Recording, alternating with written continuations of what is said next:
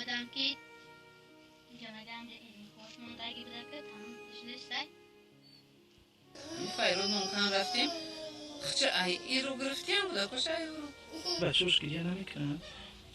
یه کلی یاد ندارم میگه بچه های مرا هنو میشوشم میگره اهل دین بوده میگم بابا بوده کلی میارشم میگم این علیشیر صدبرگ سمیه غمی دادن چشم نچخی؟ نه کودک اما علیشیر بچه فقط کودک میدونه خوب بودم مرده رو کیو پیرو؟ نمیدونم ما مکتب ما کم سر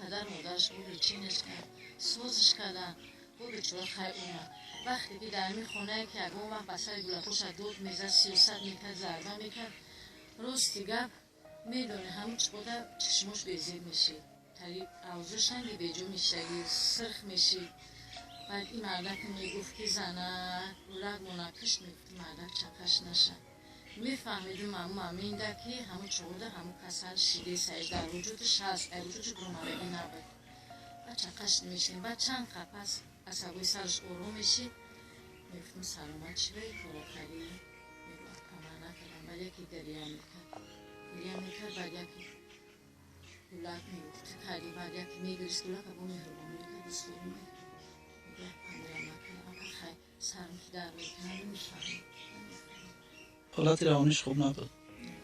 عصبی سرش بیزید و بخی دیگه همون اینو ایوزن چگرو مردی نبودم اون کسر چگرو مردی نبود احوال خانواده شما فکر میکنه که سبب همین هستن؟ اما ایمی کسرش 100% ایمی کسرش ما خواستیم نه خوب از یک گلک شنه بچه که اکش همون گلک هرش بر ببرن میره اگون تمیزد جلش سیخ میزد کلمه که گلکی هیور ایمه را زد کدوم مدر سی پردن دیخته تری میکنه ما اینو کسرش دولت چون خواستیم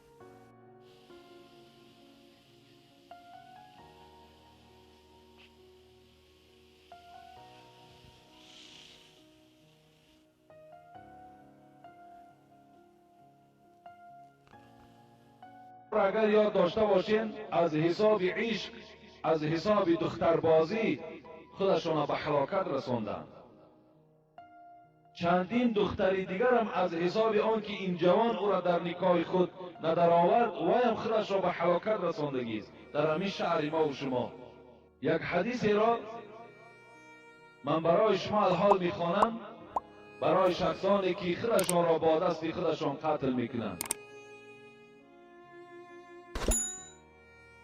كان في من قبلكم رجل به جرح فأخذ سكينا فحز بها يده فما رقى الدم حتى مات فقال الله بادرني عبدي بنفسي فحرمت عليه الجنة پیغمبر خدا گفت که در امتهای پیشین امتهایی که پیش از من گذشتن یک نفری بود که یک جراحت در بدنش داشت یک جراحتی بود یک زخمی بود که وی غم میداد دقت میداد درد میکرد این مرد به یک حالت آمد که دیگر طاقت کرده نتانست و کار در گرفت و همین شاهرگهایی که وجود دارد که در بین دست ما و شما رگهای کلانی که هست همین ها را میگه به کار برید تا که خونی او تیزتر براید و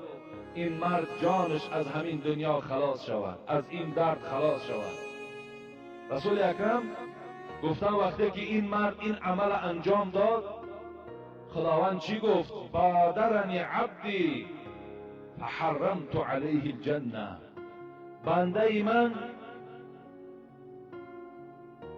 در حیات خودش رحم نکرد بلکه خواست که پیش از مهلت از دنیا گذرد از این خاطر من بر این گونه بنده ها جنت حرام گردانیدم خداوند در قرآن در سوره نساء به ما و شما گوشزد میکند خبر میدهد اعوذ بالله من الشیطان الرجیم بسم الله الرحمن الرحیم ولا تقتلوا انفسکم ان الله کان بكم رحیما. خداوند امر میکند ای بندگان من، ای مردم، شما خودتان را به دست خودتان به قتل نرسانید. پروردگار شما برای شما رحیم و مهربان است. این امر الهی است که شما با دست خودتان را به قتل نرسانید. خدای شما به شما مهربان است. تو الکی یک جنایت صادر میکنی، امر پروردگار تا پایمال میکنی. خدا به تو میگوید خودت را به دست خودت قتل نکن، تو سخن پروردگار را قبول نمیسازی، بلکه خودت به هلاکت میرسانی. از حساب چی؟ از حساب زندگی، از حساب مشکلات هایی که بالای شما می آید، از حساب دردی که شما را غم می دهد. باید انسان با صبر باشد، باید انسان با تحمل باشد. باید در هر یک مصیبتی که به سر او می آید، چه از جهت خانه‌داری است، چه از جهت بیماری است، چه از جهت زندگی او پیدا می شود، باید از این مصیبت ها فرار نکند، باید نگریزد، باید بلکه در اینها صبر کند. و خداوند همراه صابران است، او خداوند اجر می دهد. اگر هر نفری را که این گونه زندگی های مشکل بالاش آید و وی خودش را به هلاکت رساند، پس این چی معنی پیدا می کند؟ امروز اکثریت مردم در مشقت از حساب یا از زنداریش است یا از حساب فرزندای ناخوبش است گرفتار هستند. و اینها اگر دستی با قتل زنند، اینها همه در نزد پروردگار گناهکار می شوند.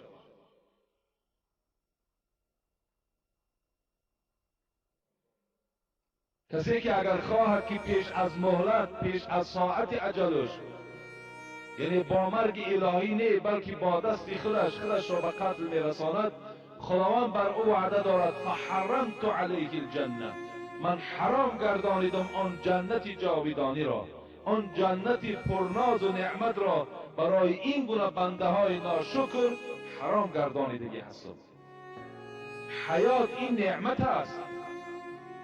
این نفس هایی که شما میکشید، این تن صحتی که شما دارید، اینا یک نعمت کلانی هستند. شما برای اندک معامله های دنیایی وقتی دستی به کشتار میزنید، دستی با قتل میزنید، خودتان هلاک میکنید، شما یعنی نفرت از نعمت پروردگار کردید. از این خاطر در هر معامله، در هر مصیبت شما صبر کننده باشید.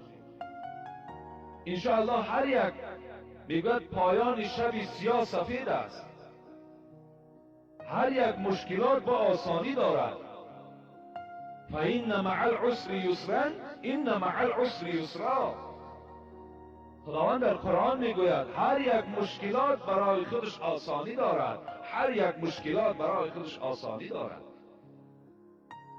امروز اون معامله‌ای که بین زن داری، جنجالی که در عائلت داری، گفتی شاید زندگی آینه پیش و کمیست.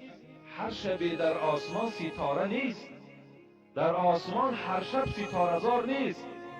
زندگی دوستان خدا را اگر ورق زنی، چی مشکلاتی بالای اونها بود، چی عذابهای اونها داشتند، چی زبان درازی های از جانب زنها می شنیدند.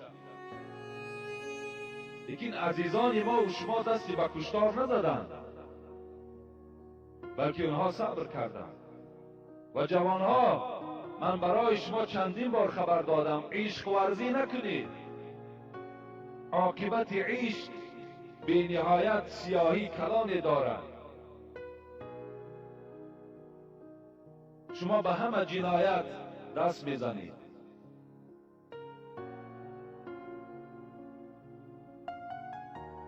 السلام علیکم داملای شیرین سخن. در نماز خواندن سبحان ربی العظیم و سبحان ربی الاعلا را از 3